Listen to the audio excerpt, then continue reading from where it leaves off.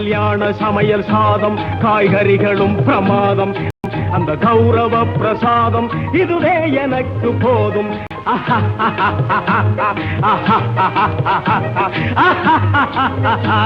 அனைவருக்கும் மாலை வணக்கம்.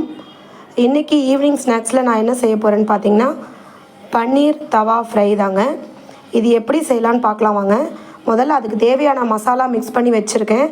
இதில் என்னென்ன போட்டிருக்கேன்னு பார்த்தீங்கன்னா தனி மிளகாய் தூள், 1 ஸ்பூன் தனியாத்தூள், 1 ஸ்பூன் சீரகப்பொடி, 1 ஸ்பூன் சாட் மசாலா பொடி, தேவையான அளவு இஞ்சி பூண்டு பேஸ்ட் மற்றும் தேவையான அளவு சால்ட்டு ஆட் பண்ணி மிக்ஸ் பண்ணி வச்சுருக்கேங்க.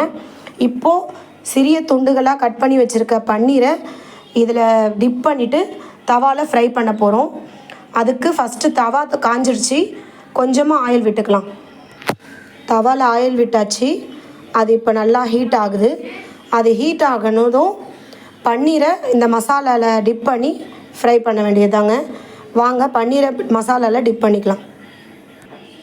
டிப் பண்ண பன்னீரை தவாவில் போட்டு வறுத்தெடுக்கலாங்க.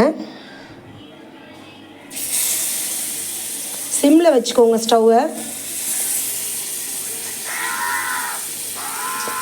ஒரு பக்கம் நல்லா ஃப்ரை ஆகிடுச்சு. இதை நம்ம அடுத்த பக்கம் திருப்பி போட்டுக்கலாம். அவ்வளோதாங்க, 2 பக்கமும் ஃப்ரை ஆகிடுச்சு.